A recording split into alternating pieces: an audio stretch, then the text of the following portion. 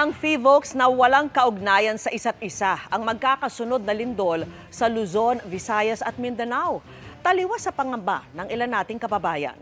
Ang paliwanag ng mga eksperto sa pagtutok ni JP Soriano.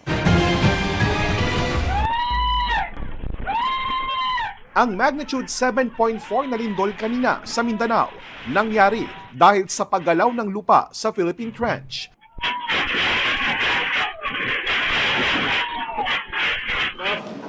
Paliwanag ng PHIVOLCS, nagbabanggaan sa ilalim ng dagat ang dalawang tectonic plates o dalawang malaking piraso ng lupa. Kapag sobra na ang pressure, biglang dumudulas ng mabilis ang mga bato sa fault line, kaya nagkakalindol. Yung trench naman, yung seafloor natin, gumigit-git, papailalim. We have the line doon sa dagat natin, and gumigit-git yung seafloor natin doon sa trench.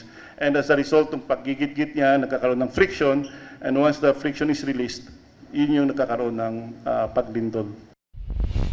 Sa loob lang ng 10 araw, 3 malalakas na lindol na ang yumanig sa bansa. Bago itong magnitude 7.4 na lindol sa Mindanao, ng epicenter ay sa dagat, nasakop ng Manay, Davao Oriental dahil sa paggalaw ng Philippine Trench. Nangyari ang magnitude 6.9 na lindol noong September 30 na may epicenter malapit sa Bogo City sa Cebu. Dahil naman ito sa Bogo Bay Fault na 400 taon na mula nang huling gumalaw. Ang pangatlo, ang magnitude 4.4 na lindol sa Pugo, La Union kahapon dahil naman sa isang aktibong fault sa La Union. May mga nangangambang baka konektado ang mga lindol na ito, pero paglilinaw ng PHIVOLCS, wala itong kinalaman sa isa't isa. The Philippines is very much active tectonically, and we have more than 180 active fault segments, and we also have 6 trenches.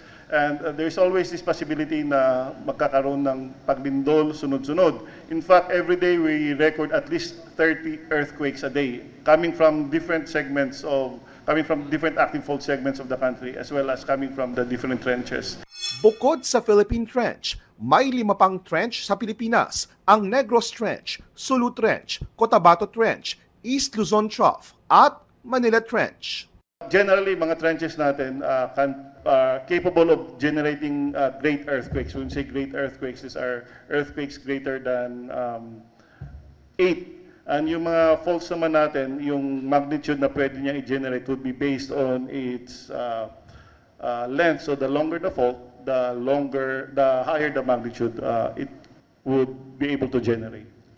At muling giit ng PHIVOLCS, hanggang ngayon wala pa rin paraan para ma-detect kung kailan parating ang isang lindol. Kaya wag daw ba siya maniniwala sa mga pinopost sa social media o mga nagpapadala ng text na merong parating na lindol. Ang pwede raw nating gawing lahat, laging maging handa at alerto hanggat maaari wag magpanik at sundin ang mga alituntuning itinakda kapag may lindol. Para sa GMA Integrated News, JP Soriano, nakatutok 24 oras.